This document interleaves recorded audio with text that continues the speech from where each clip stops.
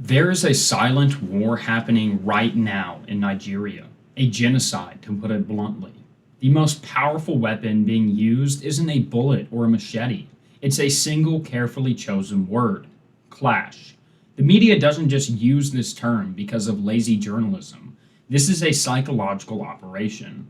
The word clash is a term designed to blur your thinking, to remove the distinction between the perpetrator and the victim, and to create moral ambiguity where none should even exist. It is the foundation of the deliberate blind spot. This isn't an oversight, it is a direct policy. This conflict has had a death toll paralleling the Vietnam War and is virtually invisible to the public. You are not witnessing a media failure, you are witnessing a media success. The silence is the story. The question is not if this is a genocide in Africa, but who benefits from this genocide being hidden. We are going to connect the dots between global finance, radical ideology, and a plan to remake Africa with Nigeria as its puppet epicenter.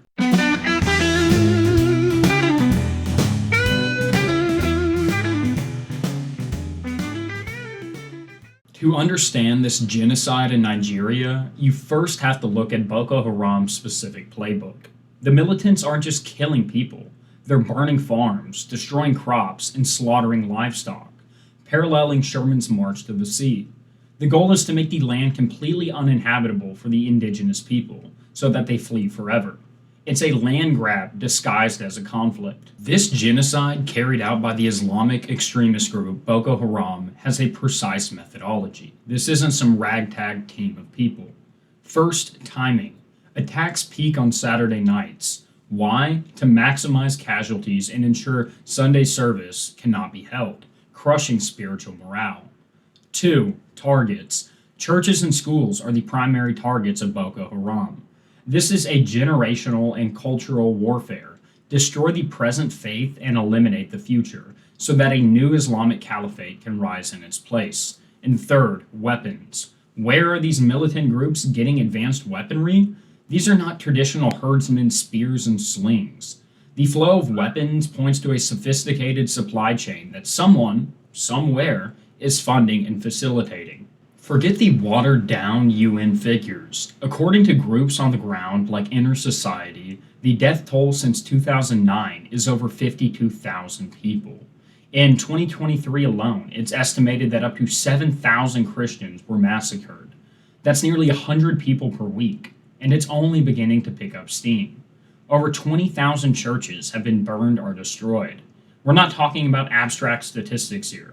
We're talking about the functional elimination of entire Christian tribal communities. While the government blames bandits, the ideology is abundantly clear. Boko Haram and ISIS West Africa are active players. But there's a more insidious force: the widespread adoption of radical Islamist ideology among the militant factions. This isn't just about land anymore. It's about a religious war to establish an Islamic caliphate under Sharia law across the middle belt of Africa, effectively expanding the caliphate to the entire sub-Saharan region. It's a slow-rolling jihad that the world has refused to name, and if we continue to ignore it, Christians could be eliminated from Africa entirely. Let's be abundantly clear here. The Nigerian government is not failing to stop this, it's orchestrating it. The attacks are a form of controlled chaos. Think of it as ethnic cleansing by proxy. Sound familiar? The theory is that a faction within the highest levels of the Nigerian state, in alliance with foreign intelligence agencies, is deliberately unleashing and managing this violence. Why, you may ask? To keep the country in a perpetual state of crisis. A nation in crisis is a nation that can be controlled.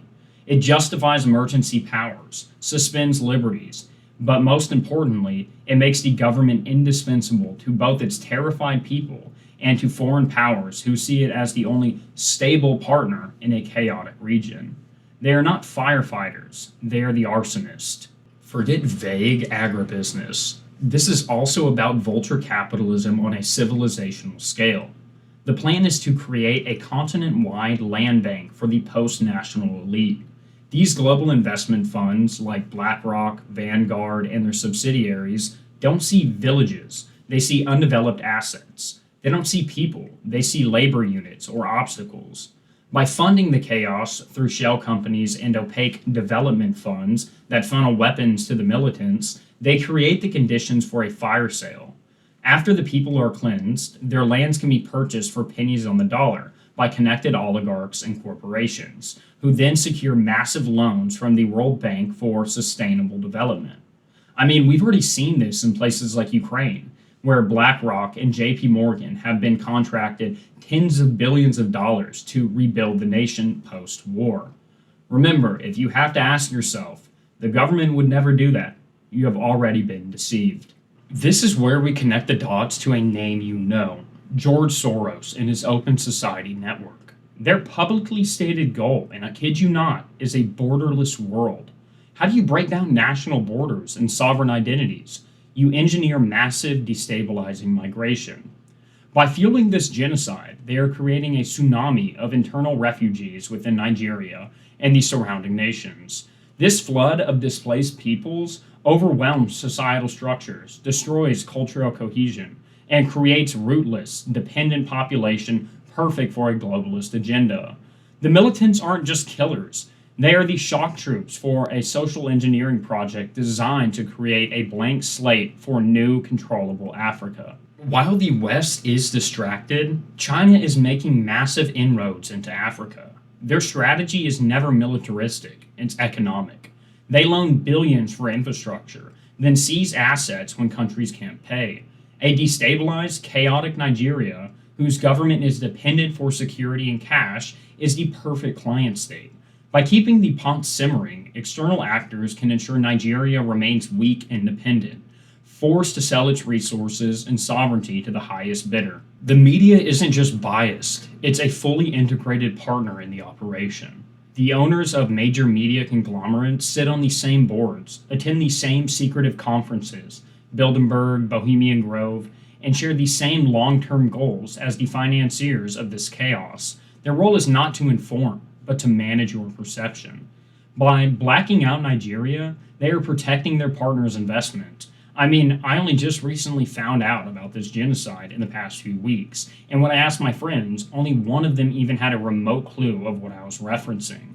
Every minute they spend on other stories is a minute they're not exposing an operation that would collapse if the full glare of the public spotlight was placed on it. And I'm sure you can think of a few other contemporary examples. This is not a conspiracy theory. It is a division of labor within the global elite. They have even created the perfect tool to discredit any of us who uncover this, the label fake news. I'm sure you're aware of it. I've literally seen this in different eyewitness accounts on Instagram that document the atrocities firsthand.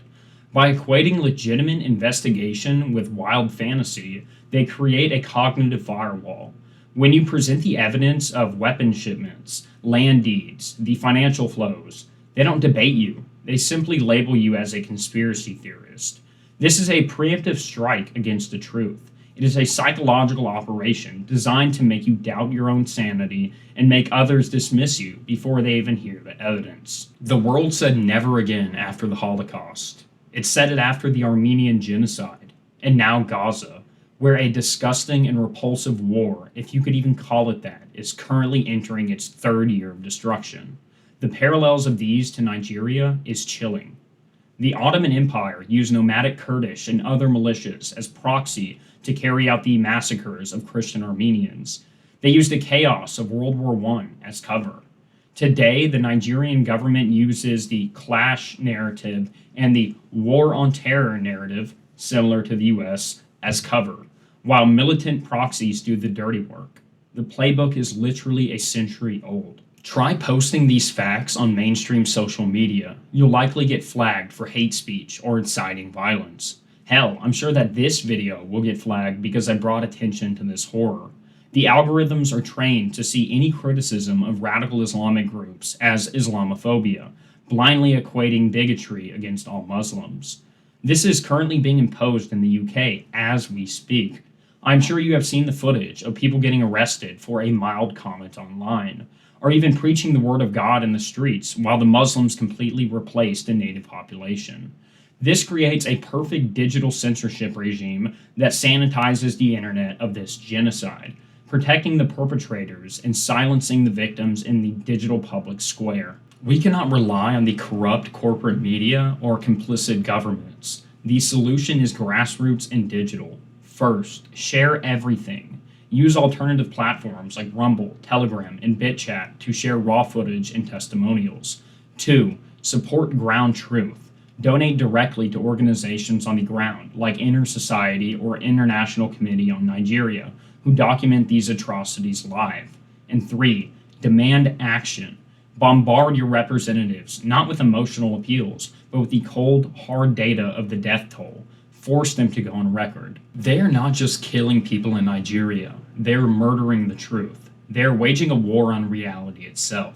If they can commit a genocide in plain sight and make the world deny that it's happening, then they have achieved the ultimate power, the power to define what is real. Your awareness is the kryptonite to their entire operation. Share this information relentlessly. Become a node of truth that they cannot shut down. This is no longer just about saving lives in Nigeria. It's about saving our collective ability to see, to know, and to resist. The battlefield is your mind. Do not surrender it. Okay, thank you so much, guys, for, I think, like episode 16 or something of Principle Over Party. I really appreciate it. Again, like, y'all are making me feel so good about this. Life has been absolutely fantastic the past week. Y'all are doing well. My last video did not do well, but I get it. It wasn't the best video. But please let me know what y'all think in the comments below. Are y'all aware of this genocide? Have you heard about anything? All of the details you were concerned about. I'm happy to do some research, post another video, or look into it more. So thank you so much, and God bless. Pray for these people, and I hope you have a fantastic night. Deuces.